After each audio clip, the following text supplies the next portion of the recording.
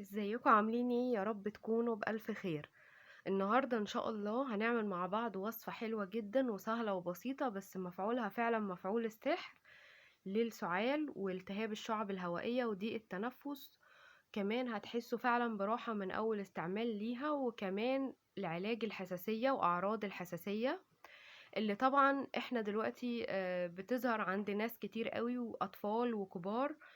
اعراض التهاب الشعب الهوائية والحساسية في الوقت ده، لان دي بتبقى حساسية موسمية اللي هي بتيجي ما بين فصل الشتاء والخريف والصيف. طبعا تقلبات الجو دي بتعمل حساسية وبتبقى مشكلة جدا مع الناس اللي هم بيجيلهم ضيق في التنفس. وكمان الربو، الوصفة بتاعتنا النهاردة فعلا بتعالج كمان الربو وبتقلل جدا من أعراضه مع الاستعمال.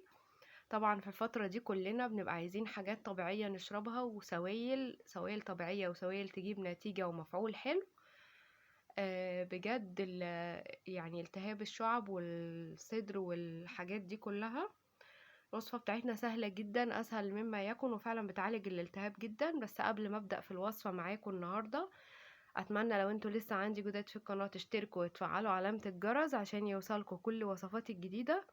وما تنسوش اللايك علشان أكبر عدد من المشاهدين يقدروا ان هم يستفادوا من الوصفة بتاعتنا النهاردة. الوصفة سهلة جدا. أول حاجة معايا كده كوباية مية تكون دافية، ما تكونش سخنة. دافية دفيان يعني، تكون مغلية قبل كده وسايبينها لما تبقى دافية وبعد كده هنستعملها.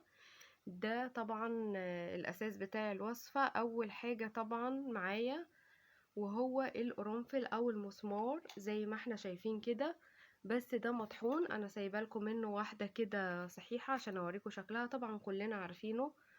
اهو ده شكله كده القرنفل او المسمار زي ما بتسموه في البلاد، على حسب كل بلد بقى ما بتسميه. احنا هنا عندنا في مصر بنقول عليه قرنفل. ده طحناه، انا طحناه في الكبة لاني عايزاه مطحون في الوصفة دي.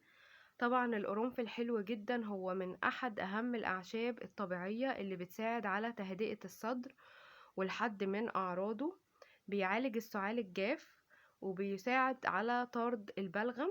كمان بيخفف من اعراض الانفلونزا ونزلات البرد، وبيخفف كمان جدا من اعراض الربو لا قدر الله لو في حد عنده ربو او كده.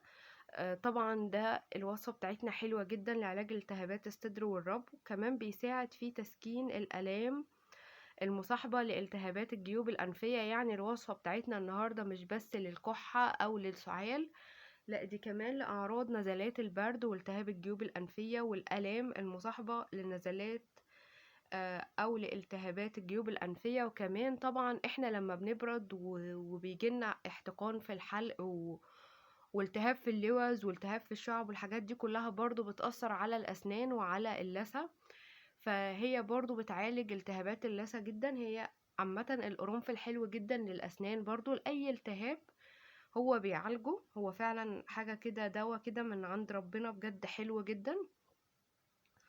وكمان هو بيساعد على تنظيف القصبة الهوائية وبالتالي الحد من أعراض الجهاز التنفسي. كمان القرنفل بيساعد على التخفيف من أعراض الحساسية والسعال المصاحب ليها. يعني الوصفة بتاعتنا النهاردة لالتهابات الأسنان، لالتهابات الجيوب الأنفية، لأعراض البرد، للكحة، السعال الناشف، كل الأعراض دي وكل يعني الالتهابات دي هو بيعالجها حلو جدا بجد. دي أول حاجة هقول لكم هناخد كمية قد ايه. عايزة اقول لكم على الكمية اللي هنستعملها. طبعا معايا هنا القرنفل المطحون ده، هاخد حاجة بسيطة جدا كده يعتبر. بصوا الكمية دي كمية قليلة جدا زي ما احنا شايفين، اللي هو اقل من ربع المعلقة، مش هكتر. طبعا الوصفة القرنفل بيبقى حامي شوية وبيعمل تنشيط في الدورة الدموية، فلو في حد عنده ضغط مرتفع ياريت ما يشربش الوصفة دي، لان القرنفل اللي هو بيعمل تنشيط في الدورة الدموية فهيوصل الدم بسرعة للمخ، فغلط جدا على اللي عنده ضغط عالي. مش عايزين نأذي نفسنا. احنا الوصفات دي للناس اللي ما عندهمش امراض مزمنة، او مثلا عندهم امراض مزمنة بس مش هتضرهم في حاجة. فالوصفة بتاعتنا النهاردة دي ما تنفعش للي عندهم ضغط عالي، لان القرنفل معروف عنه ان هو بينشط الدورة الدموية، فهيعلي الضغط بطبيعته، هيعلي الضغط. فاحنا مش عايزين نوصل لمرحلة ان احنا نأذي نفسنا، لا بالعكس، وصفات بنعملها اللي تناسب لنا. زي ما احنا شايفين حطيت على سن المعلقة كمية قليلة جدا من القرنفل المطحون على كوباية مية دافية زي ما قلتلكوا. وبعد كده هنحط المكون التاني وهو الليمون او الحامض.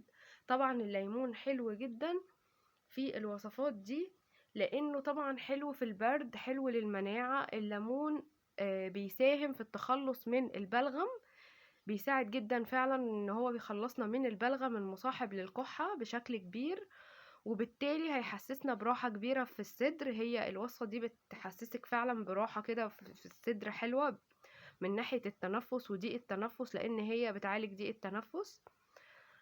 كمان الليمون بيساعد على احتقان، العلاج بتاع احتقان الحلق اللي هو المرتبط بنزلات البرد، لان طبعا يعني دور البرد بيجي بكحة، ببرد، برشح.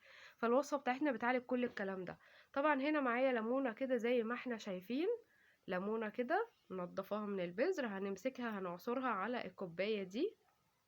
هحتاج عصير ليمونة تكون يعني وسط، ولو كبيرة عادي مفيش مشكلة، هي مع القرنفل مش هتضرنا في حاجة. الليمونة هتبقى حلوة مفيدة مع القرنفل ومفيدة للبرد،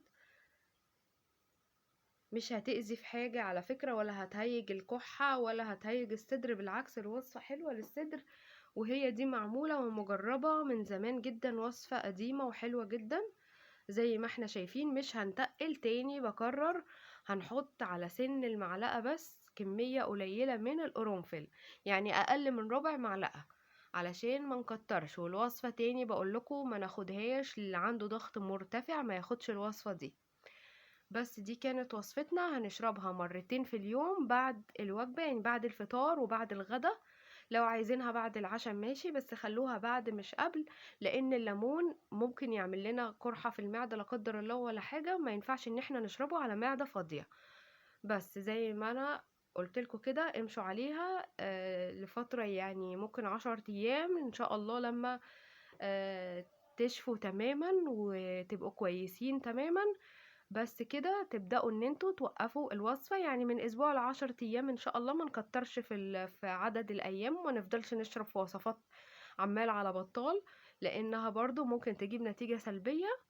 بس كده دي كانت وصفتنا النهاردة، ان شاء الله جربوها وان شاء الله تستفادوا منها، وتكون ان شاء الله بالشفا عليكم وتجيب نتيجة معاكم حلوة. بس يا بنات ما تنسوش بقى سبسكرايب للقناة وتفعلوا الجرس. استنوني في فيديو جديد، مع السلامة.